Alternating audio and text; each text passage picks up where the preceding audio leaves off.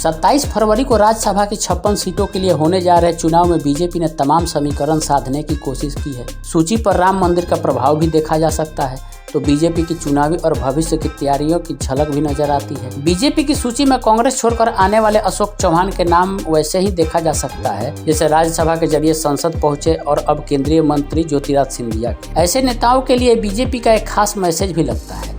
अयोध्या के राम मंदिर को लेकर बने माहौल में अलग जगह रखने के लिए गुजरात के हीरा कारोबारी गोविंद ढोलकिया को भी राज्यसभा भेजा जा रहा है। गोविंद ढोलकिया राम मंदिर के लिए 11 करोड़ रुपए का चंदा देने को लेकर सुर्खियां बटोर चुके हैं। गोविंद ढोलकिया का कहना है कि वो किसान परिवार से आते हैं और किसान से कारोबारी बनने के अपने सपने को काफी सुखद बता रहे हैं। गोविंद ढोलकिया सूरत से हैं और वो गुजरात के कई सामाजिक संस्थाओं से भी जुड़े हैं। गोविंद भाई ढोलकिया के मुताबिक केंद्रीय मंत्री अमित शाह ने उनको राज्यसभा भेजे जाने की बात बताई और कहते हैं कि अमित शाह ने बताया था कि वो और प्रधानमंत्री नरेंद्र मोदी ने मिलकर राज्यसभा के लिए उनका नाम तय किया है। एक और उम्मीदवार डॉक्टर अजित गुप्तचरे का नाम भी राम मंदिर आंदोलन से ही जुड़ा है। 1990 में बीजेपी नेता लालकृष्ण आडवाणी की रथ यात्रा का भी हिस्सा रहे। सोशल मीडिया पर वायरल तस्वीरों में डॉक्टर अजित गुप्तचरे को कार सेवकों के समूह में देखा जा सकता है। 1992 में वो 22 साल के थे और अपना MBBS कोर्स पूरा ही किए थे, तभी वो आंदोलन में शामिल और अयोध्या पहुंच गए। राज्यसभा चुनाव में भी बीजेपी कुछ ऐसे ही एक्सपेरिमेंट कर रही है जैसा 2023 के विधानसभा चुनाव में देखने को मिला था।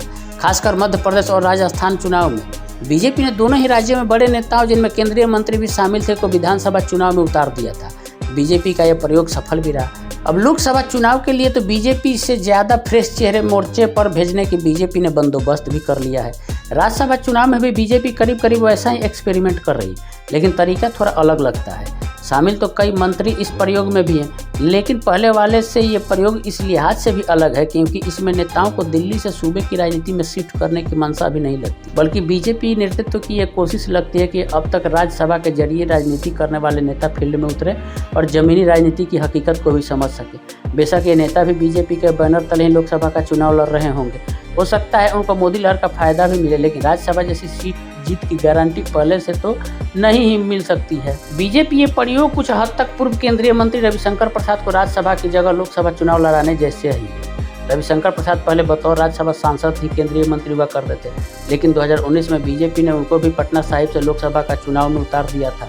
लोकसभा चुनाव जीतकर वो मंत्री भी बने, लेकिन बाद में हुए फेरबदल में कई नेताओं की तरह कैबिनेट से बाहर कर दिए गए। जरूरी नहीं कि राज्यसभा की जगह लोकसभा चुनाव लड़ने की हिदायत पाने वाले नेताओं के साथ भी ऐसा ही हो, क्योंकि ये तो उनके तत्कालिक प्रदर्शन का नतीजा होता है।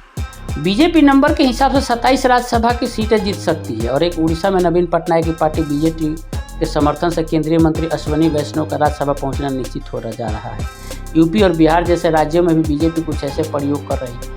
बीजेपी ने राज्यसभा के लिए 28 उम्मीदवारों की सूची जारी की है। इसमें सिर्फ 4 प्रत्याशी को फिर से भेजा जा रहा है, जबकि बाकी 24 नए चेहरे हैं। जिन लोगों को दोबारा राज्यसभा के लिए चुना गया है उनमें केंद्रीय मंत्री अश्विनी वैष्णव की तरह एल मुरुगन के अलावा बीजेपी अध्यक्ष JP नड्डा और प्रवक्ता सुधांशु त्रिवेदी शामिल हैं।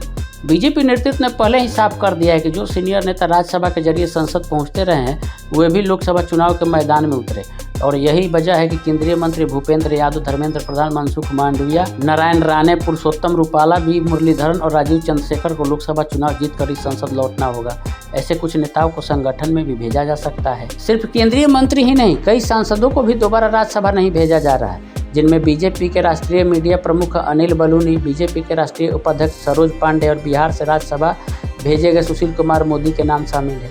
अगस्त 2023 में प्रधानमंत्री नरेंद्र मोदी की नेताओं को सलाह रही कि राज्यसभा सांसदों को लोकसभा चुनाव लड़ना चाहिए ताकि उसकी तासीर को करीब से महसूस कर सके। असल में बीजेपी नेतृत्व चाहता है कि राज्यसभा के कन्फर्म जोन से निकलकर ये नेता लोकसभा चुनाव के मैदान में उतरे और अपने अपने राज्य में नए चेहरे के रूप में उभरने की कोशिश करें। नेतृत्व को धर्मेंद्र प्रधान से ऐसी उम्मीद उड़ीसा में है। उड़ीसा पर भी बीजेपी की नज़र वैसी ही टिकी है जैसे आंध्र प्रदेश पर। दोनों ही राज्यों के मौजूदा मुख्यमंत्री बीजेपी को सपोर्ट करते हैं, लेकिन सरकार तो अपनी नहीं होती। हो सकता है बीजेपी उड़ीसा और आंध्र प्रदेश में भी बिहार और महाराष्ट्र जैसे प्रयोग करना चाह रही हो, लेकिन हर जगह नीतीश कुमार और एकनाथ शिंदे तो मिलने से रहे। V मुरलीधरन से अपेक्षा कि वो केरल में बीजेपी की जमीन मजबूत करे। राजीव चंद्रशेखर चाहे तो केरल या कर्नाटक में कहीं भी काम कर सकते हैं। केंद्रीय मंत्री राजीव चंद्रशेखर मूल रूप से मलयाली हैं, लेकिन वो बेंगलुरु में जमे हुए हैं। बीजेपी चाहती है कि मनसुख मांडविया और पुरुषोत्तम रूपाला भी गुजरात में पार्टी का चेहरा बने, ताकि वहाँ के नेता हमेशा ही मोदी शाह के भरोसे न बैठे रहें। ये ठीक है कि गुजरात चुनाव के रिकॉर्ड जीत के चलते बीजेपी भूपेंद्र पटेल को मुख्यमंत्री बनाए हुए है, लेकिन नए चेहरे भी तो उभर कर आने चाहिए। आनंदीबेन पटेल, विजय रूपानी और नितिन पटेल जैसे नेता तो मुख्य धारा की राजनीति से रिटायर ही हो चुके हैं। गुजरात चुनाव में बीजेपी की जीत के लिए तारीफ बटोरने वाले CR पाटिल मैदान में जरूर हैं, लेकिन काम करने वाले और नेता भी तो चाहिए ही। भूपेंद्र यादव राजस्थान या हरियाणा में किसी भी जगह बीजेपी के काम आ सकते हैं।